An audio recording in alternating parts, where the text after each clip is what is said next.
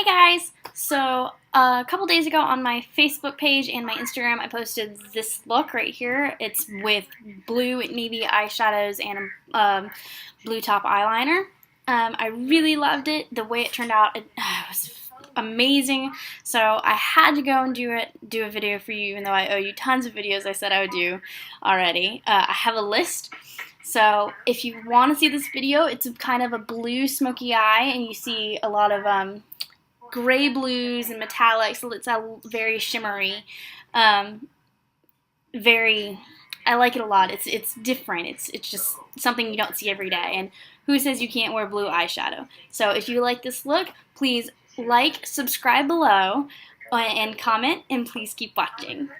Hi guys. Okay, so we're going to start with putting our hair back with a little headband. You can use a hair tie, whatever you like. It doesn't really matter. I prefer my hairband.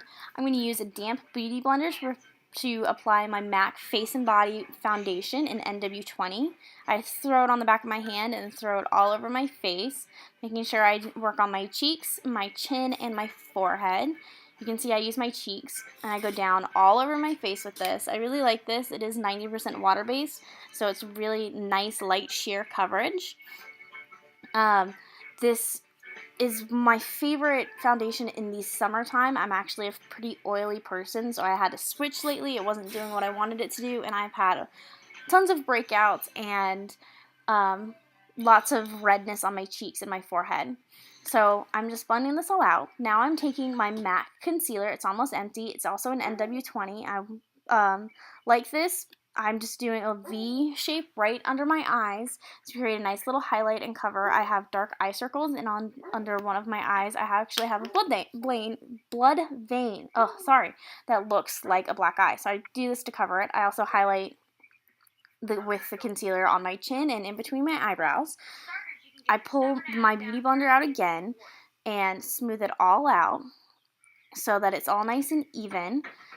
I like this beauty blender a lot. I just need a new one. It's old. It needs to go away. I changed whether with my fingers, my beauty blender, whatever. I'm taking my MAC powder foundation, loose powder foundation, and just taking a little bit on my brush to set my concealer and foundation. I do this because I do all liquid stuff, and if I don't, it will crease and move throughout the night, and I won't be able to use it anymore.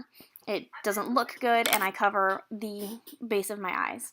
I'm taking my e.l.f. 100 palette with a big fluffy brush, and taking this taupe kind of silver color, putting that all over my crease on both sides. It doesn't have to be perfect. I'm just covering that crease and packing the shadow on there, going just a little bit above the crease line into the brow bone.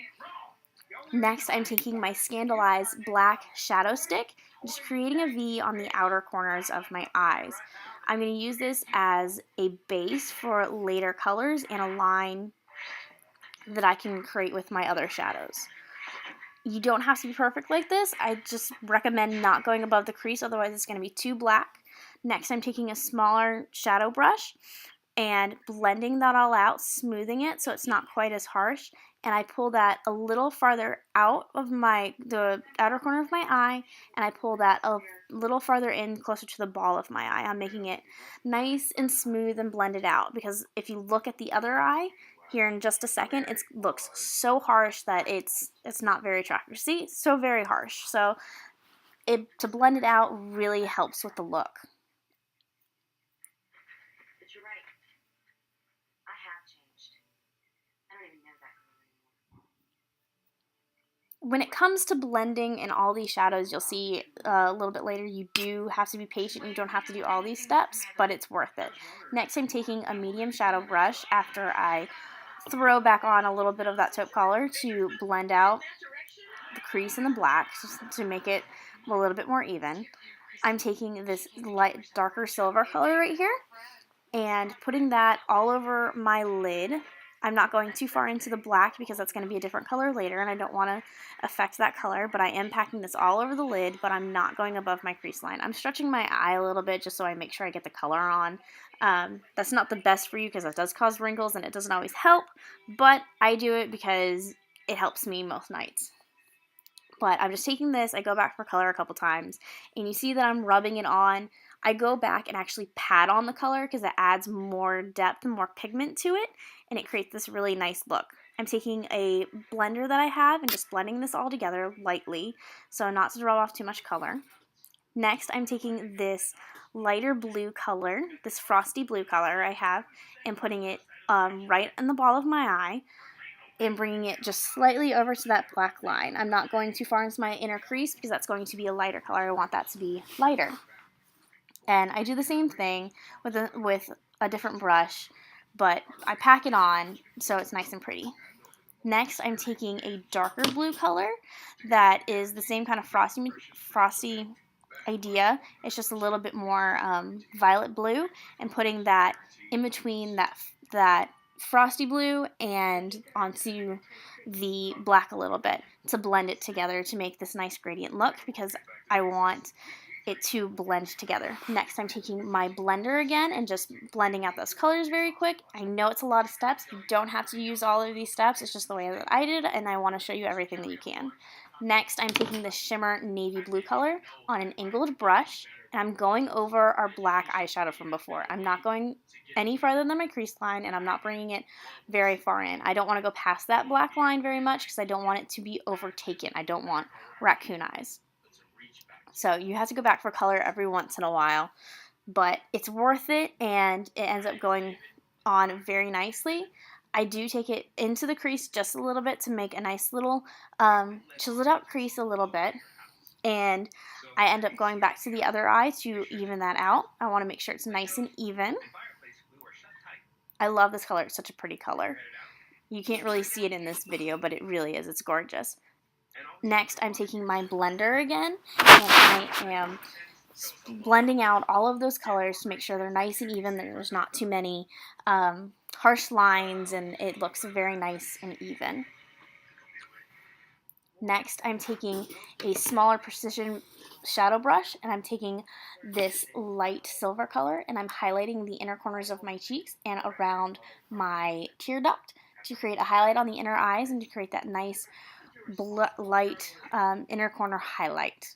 I end up putting too much shadow on this eye. As you can see, it's so much heavier, but I liked the way it looked and I blended it out, so I went back and put more on the other eye. You can also use these light shadows as highlighter colors on your brows and on your cheeks. It looks wonderful. I use shadows for highlights all the time. Here I'm taking this Pacifica eyeliner that I have in I don't know the color, but it's this silver metallic color. It's really pretty. I take that into my waterline, and I also use it to outline my upper lash line. I'm taking the first blue we used again, that light frosty blue, with an angled brush on the bottom, and lining my under lash line, trying to push that as far into the waterline as possible without actually getting it as into the waterline, because that hurts when you poke yourself in the eye. It's not a pleasurable thing. I want to bring that and connect that with the black shadow just a little bit. Next, I'm going to take the navy blue color that we used on the outer corner of our eye with a pencil brush and blend that all out with the lighter blue color. Make it nice and blended and smooth. Don't be afraid to put color on your underline or your under eye line. I think it brings the look together. I didn't do this until I started watching Jaclyn Hill's video. If you don't know who Jaclyn is, go look her up. She's fabulous. Here I am taking Maybelline Pumped Up Mascara and lining my upper lash line. I don't use falsies, and I really want to experiment with them. I just have really long lashes to begin with, so I don't really need them. I usually do 2 coats of them. In this video, I was pressed for time at this point, so I was running late for work, and I needed to get out the door as soon as possible. So normally I take a little bit longer. I'm also lining my under lash line with these. I think that it adds a completeness to your eye look when you actually line your lower lash line. Next, I'm taking MAC pressed powder blush, and I cannot remember the name of the color, and I will look it up for you and put it in the description below, but I'm just putting that on my apples of my cheeks, and then I am done. I am all ready to go. I hope you guys enjoyed this look, and I hope you guys have a great day. Subscribe, like below, please comment. See you later. Bye.